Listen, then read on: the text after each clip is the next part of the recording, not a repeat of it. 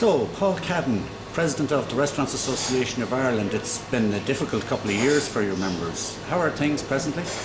Well, I suppose it's very difficult at the moment when you see how many restaurants are closing, how many restaurants are under serious pressure, and a lot of them would be colleagues and friends of mine. Sure. We know a lot of members personally, they're under serious pressure. They know that Christmas is going to happen, but it's after Christmas is into the unknown. Yeah. Obviously the whole credit is going to be a big issue with regard to overdraft facilities, etc. Yeah. And I suppose as you saw from our budget submission last week, we have a lot of hard-hitting points that we want the government to act on. Sure, we'll come back to that. But actually the sector has been very imaginative though in recent months in producing great value menus and early bird specials and so on. Is there a danger, of course, that the current great value prices will become the norm for you?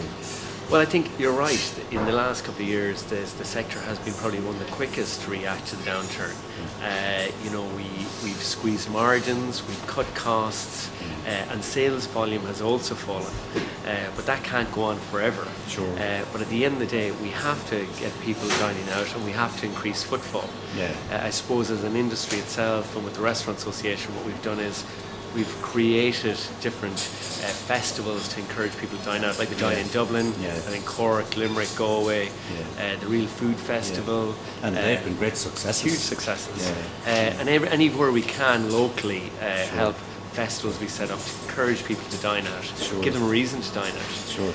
So from that point of view, it has, people have got great value. There's never been a better time to dine out. Sure. And of course, part of your difficulty too is on the cost side, and labour cost is a big issue in Irish restaurants. In fact, Irish restaurants pay the second highest wage rate in Europe. And by the nature of the business, it's labour intensive, so how do you square that circle?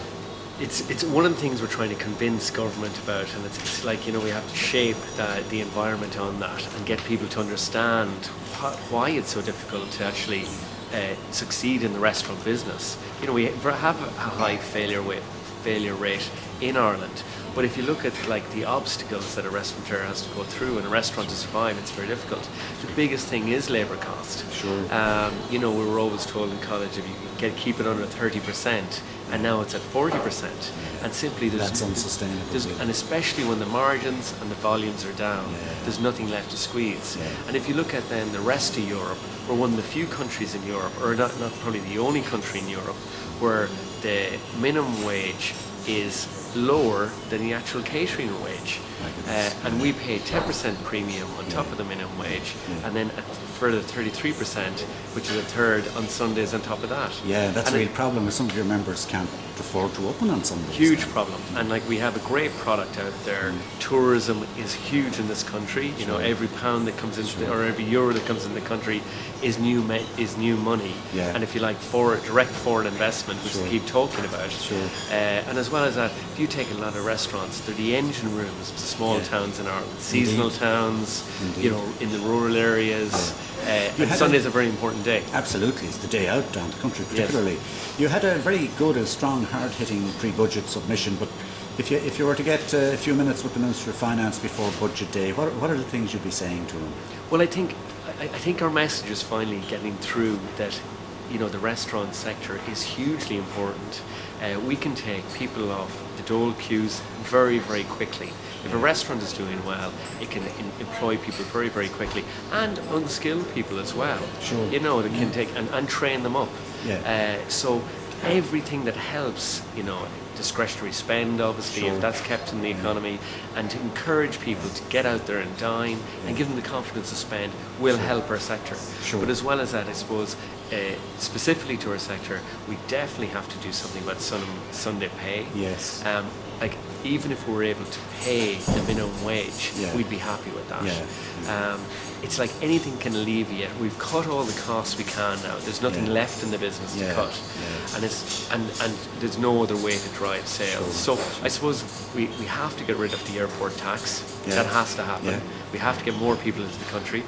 We have to, the restaurant industry, to keep investment in there, we have to have on a level playing field with capital allowances.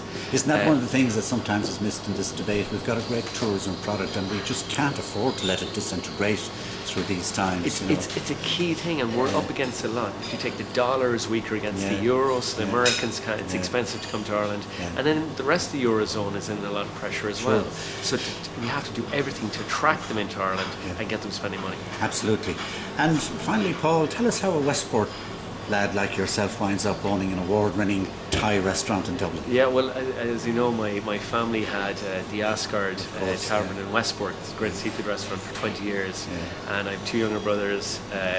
Mark did hotel management in Galway. Alan and myself went to Shannon. I trained in London, did accountancy, senior accountancy, and then landed up in back. Needed the hunger to get back onto the restaurant floor. So I was a partner in Dietmar Shaker for 5 years, and then went to break my own and set up Saba. Fantastic. Well done. And listen, that's a great vote of confidence in the tourism industry by the extended Cadden family, if I can put it like that. So the very best of luck, Paul, and as you're coming into the busy Christmas season, let's hope that it's a good one for all of your members as well. Great, thank you. Thanks.